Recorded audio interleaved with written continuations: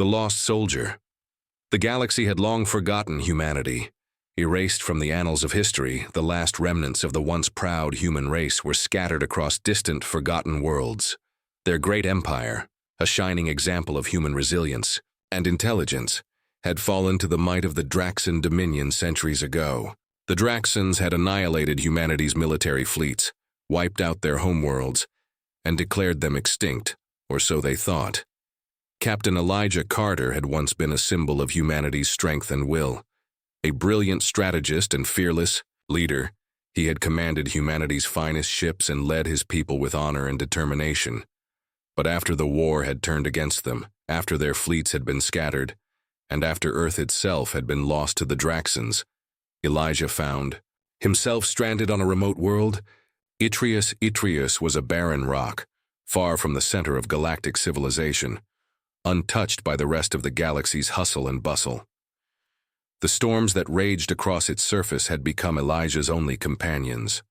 For years, he had lived in solitude, scavenging from the wreckage of old warships and avoiding any remnants of the Draxan fleet that might still be searching for survivors. He had thought himself the last of his kind, the final human, doomed to die in obscurity. But then, everything changed. One day, while scavenging the remains of a crashed Dominion transport vessel, Elijah found something he hadn't expected. A living being. A Draxan officer, young and unconscious, barely clinging to life. The officer, Kale, was a deserter from the Dominion, a member of the very empire that had wiped out humanity. When Kale woke, confusion clouded his mind, and suspicion filled his eyes. He had no idea why a human would be alive, let alone willing, to save him. But Elijah had his reasons. He knew that in order to survive, he needed something more than just solitude. He needed an ally who could help him bring down the Dominion. Kale, though initially wary, agreed to join forces.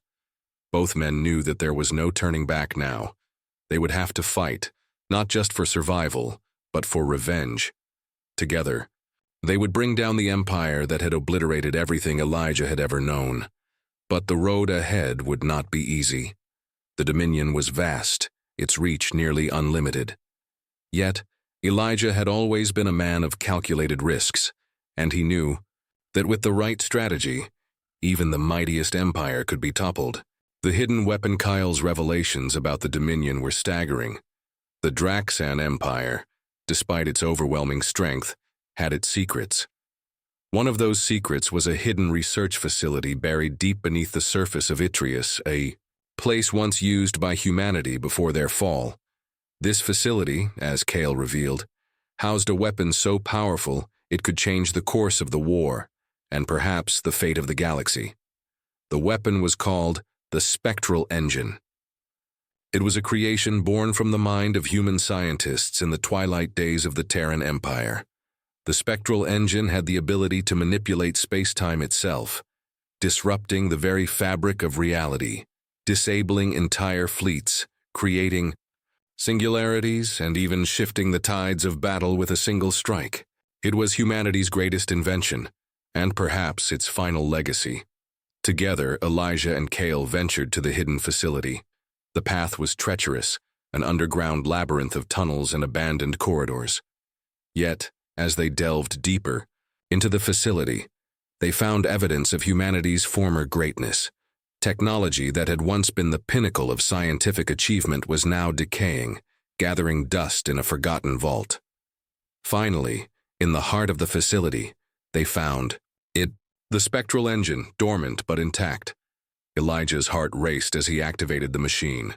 The power it emitted was unlike anything he had ever felt, raw, untamed, capable of reshaping the galaxy. For a brief moment, he allowed himself to imagine what it would be like to wield such power against the Dominion. But with this newfound weapon came a new set of challenges. The Dominion's forces were still in pursuit, and the knowledge of the Spectral Engine's existence was bound to get out. Elijah and Kale knew they had little time. They needed to act fast, to strike before the Dominion could respond, or worse, take control of the weapon for themselves. The shadow of the Dominion, As the two allies traveled deeper into the galaxy, they encountered resistance at every turn. The Draxan Dominion had grown aware of their presence, and soon every fleet in the region was on the hunt. The Draxans were ruthless, their forces relentless, but Elijah and Kale had the advantage of surprise, and more importantly, the spectral engine. In their travels, they found more than just enemies. They found allies. There were those in the galaxy who had suffered under the Draxan rule, those who were ready to rise against their oppressors, rebel factions, deserters, mercenaries, and even some Draxan soldiers who had grown disillusioned. With the Empire's tyranny came to their cause. Together, they formed a ragtag but formidable force. Elijah, now a leader once again, began to plan his first major strike against the Dominion. He targeted a key communications hub on the planet Valor. The hub was the nerve center of the Draxan military, responsible for coordinating operations across the Empire. If he could disable it, he would cripple the Dominion's ability to respond to any rebellion. The operation was dangerous. Elijah and his team would have to infiltrate the heavily fortified compound, bypass multiple layers of security, and plant a virus in the Dominion's communication network. They would be up against elite Draxan forces, but with Kale's insider knowledge and Elijah's strategic brilliance, they stood a chance. The mission unfolded in chaotic bursts of action. As they infiltrated the compound, they encountered fierce resistance. Draxan soldiers fell, but Elijah's forces pressed on, driven by the knowledge that this was a pivotal moment. The virus they planted wreaked havoc on the Dominion's command structure, sending the Empire into disarray. For the first time in centuries, the Draxans struggled to maintain control. As the rebels made their escape, the echoes of their success reverberated across the galaxy. The Draxan Empire had been shaken to its core, and somewhere, deep in the galaxy's unknown reaches, whispers of the return of the humans began to spread. The Dominion was no longer untouchable. The spark of rebellion. With the communications hub down, Elijah's rebellion gained momentum. Rebel forces rallied around him, drawn by his courage, his strategy, and the fearsome weapon at his disposal. But Elijah knew that their small victories wouldn't be enough. They needed a clear, decisive strike that would send shockwaves through the galaxy. Their target, the Black Citadel, the Draxan Empire's most heavily fortified military stronghold. The Citadel housed the Empire's greatest fleet, its most powerful weapons, and its highest-ranking officers. It was located on the edge of Draxan space, a symbol of the Empire's absolute power. The mission was audacious.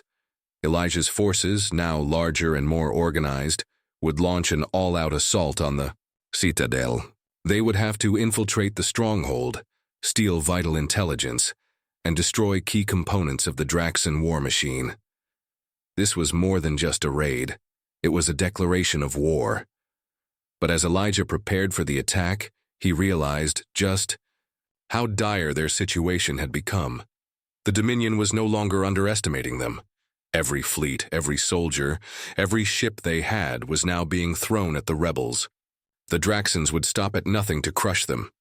In the face of overwhelming odds, Elijah's resolve only hardened. He knew that if they could defeat the Citadel, they could bring down the Dominion once and for all.